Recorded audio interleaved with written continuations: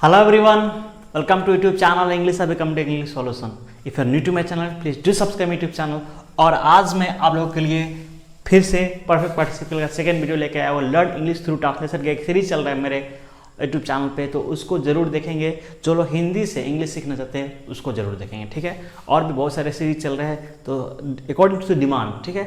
Vocab का series चल रहा है, एससी हार्डविक का, ठीक है। और ट्रांसलेशन का तो मैं हिला ही रहा हूँ, और ग्रामर भी चीज़ प्रोवाइड कर रहा हूँ, ठीक है। तो परफेक्ट पार्टिसिपल में इसके पहले के लेक्चर में हम लोगों ने क्या पढ़ा था, हैविंग, ठीक है। हैविंग B3 का यूज करना पड़ा था, ठीक है। लेकिन ये लेक्चर थोड़ा अलग है। वहाँ पे एक काम होता था, ठीक है। वहाँ पे दो काम होते थे और एक ही पर्सन दोनों काम को करता था, ठीक है, आगे पीछे, ठीक है। लेकिन यहाँ पे दो काम तो हो रहे हैं, लेकिन पर्सन भी दो है और थोड़ा आगे पीछे कर रहा है। आगे पीछे तो होता है, उसमें कोई दिक्कत नहीं है, ठीक है। अभी देखिए कंसेप्ट क्या बोल रहा है मेरा। सब्जेक्ट लगाइए, हैविंग प्लस B3 लगाइए, क्लॉज लगाइए, ठीक है। अभी मैंने लिख दिया है। ऐसे तो बनाते बनाते मेरा स्ट्रक्चर आपको समझ में आ जाता है। ऐसा ज़रूरी नहीं है कि स्ट्रक्चर पहले बताना ज़रूरी है। सूरज उगने के बाद कुहासा छट गया। अभी एक बात बताइए, सूरज उगना एक काम हुआ, इसको मैं लिख देता हूँ, V1 हुआ सूरज उगना। सारे मार्कर मेरे खत्म हो रहे हैं, जस्ट मिनट। सूरज उगना V1, कुहासा छट जाना V2, यानी कि सूरज उगना एक काम, कुहासा छट जाना दूसरा काम।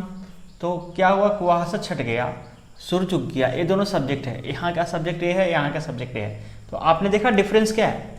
पहले वाले सेंटेंस में क्या डिफरेंस था, दूसरे वाले सेंटेंस, सॉरी, पहले वाले पार्ट में जो मैंने पढ़ाया उसमें क्या डिफरेंस था, इस वाले पार्ट थोड़ा अलग है, थोड़ा अलग होने जाने वाला है। तो यहाँ पे सेंटेंस में सब्जेक्ट को 2 बार लिख देंगे। अब कुछ नहीं करना, सेंटेंस में सब्जेक्ट को 2 बार लिखना है। देखिए एक सब्जेक्ट यहाँ बढ़ा देना है, वहाँ पे एक ही सब्जेक्ट था। अभी देखिए क्या होगा, द सन, सूरज को लिख दिए ना, उसके बाद हैविंग रीजन, उगने के बाद बस लिखे।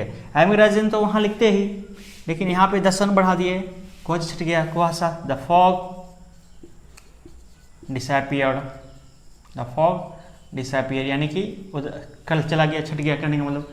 अब अंधकार विलीन हो गया, तो अंधकार के लिए लिखना है, तो अंधकार के लिए यहाँ पे फॉग लिख दीजिए, यहाँ पे डार्कनेस लिख दीजिए, कुछ नहीं है। द फॉग या डार्कनेस डिसअपियर। मेरा सेंटेंस कंप्लीट हो गया। देखिए पहले यहाँ सब्जेक्ट लगाया, एक सब्जेक्ट यहाँ लगा दिया हमने, यहाँ पे हैविंग प्लस B3 डाल दिया, यहाँ पे दूसरा सब्जेक्ट लगा दिया, द फॉग या द डार्कनेस, जो भी सब्जेक्ट है वहाँ पे दूसरा वर्ब लगा दिया। यानी कि ये जो हैविंग प्लस B3 तो एक ही बार आएगा। हैविंग प्लस B3 कंसेप्ट एक ही बार पहले सब्जेक्ट के साथ आएगा, हैविंग प्लस B3, जो पिछले बार भी वीडियो में आपको मैंने एक्सप्लेन किया था, ठीक है। अब देखिए रात होने पर सब चले गए। अब देखिए रात हुआ,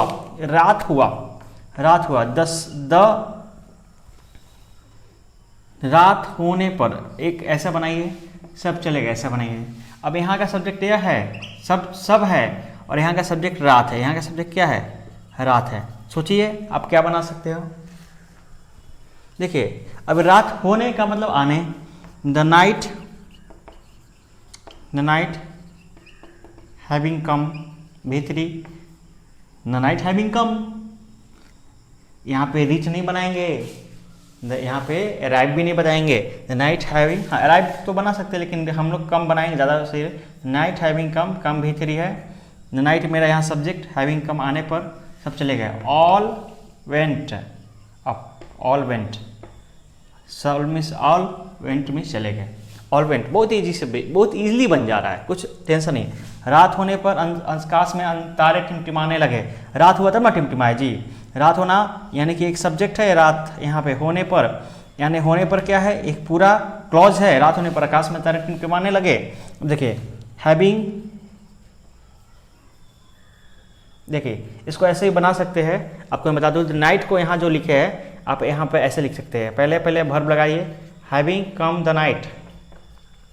अब आप बोलोगे सर इस नहीं, अब देखिए हैविंग कम पहले लग के द नाइट को बाद में भी लिख सकते हैं, ये भी कंसेप्ट सही है। हैविंग कम द नाइट, आकाश में तारे टिमटिमाने लगे।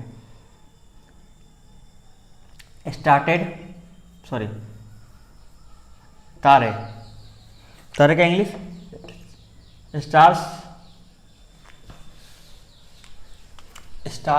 started twinkling in the sky। Stars started twinkling in the sky. Start शुरू हो गए, यानी कि लगे, ठीक है, टिमटिमाने ट्विंकलिंग इन द स्काई, आकाश में, ठीक है। Start twinkled in the sky भी आप लिख सकते हैं, ऐसा कुछ नहीं है हार्ड एंड फास्ट रूल, लेकिन इसका परफेक्ट ट्रांसलेशन नहीं होगा। Started twinkling in the sky, start begin to twinkle, ऐसा भी लिख सकते हैं, बिगिन टू ट्विंकल, ठीक है। अभी इस कंसेप्ट को मैं आने वाले टेंस के वीडियो लेक्चर में एक्सप्लेन करूंगा बहुत अच्छे से। अभी इसके बाद ये जो वीडियो शूट कर रहा हूँ ना, इसके जस्ट बाद टेंस का ही शुरू होने वाला है, ठीक है। तो आप टेंस का जरूर देखेंगे और हिंदी से इंग्लिश सीखेंगे। हैविंग कम द नाइट या द नाइट हैविंग कम, दोनों ही सही है। Started twinkling in the sky सही है, start begin to twinkle in the sky सही है। बिगिन टू के साथ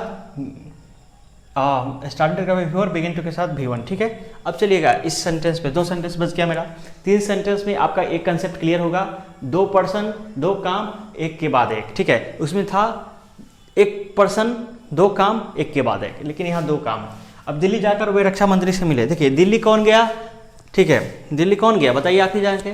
दिल्ली जाकर एक मेरा क्या है, V1 है, रक्षा मंत्री से मिला V2 है, और वे मिले, यानी कि वे क्या है, सब्जेक्ट ही लिखेंगे, यहाँ पे देन लिखेंगे। एक ही आदमी की बात हो रही है, हम लोग वे को रिस्पेक्ट देके बोल रहे हैं, ठीक है। तो ये सब भी कंसेप्ट आपको सीखना होगा। देखिए दिल्ली, यानी कि ये पहले वाला मैंने देखा, ये दोनों क्यों लिखा है, ये 2 सेंटेंस में क्यों लिखा कि आपका कन्फ्यूजन दूर हो जाए इस वीडियो में। दिल्ली जाकर, I having gone to Delhi, having gone to Delhi, simple बनाइए, he met the defence minister, he met the defence minister, simple बन गया। अब आप बोलोगे सर ये तो हम लोग अलग पढ़ रहे हैं ना, यहाँ पे सब्जेक्ट तो अलग होना चाहिए। नहीं, यहाँ सब्जेक्ट हमने 3-4 एग्जाम्पल यहाँ डिस्कस किया। अब हमने डिफरेंस बता रहे, क्या डिफरेंस है।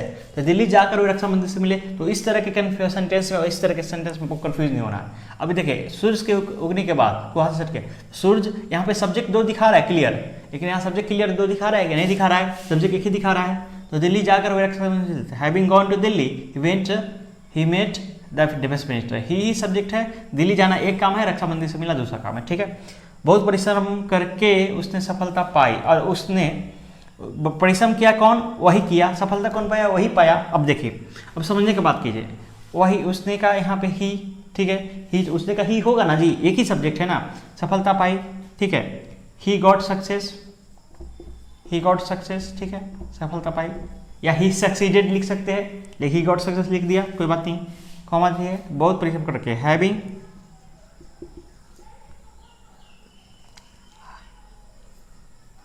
Having worked hard,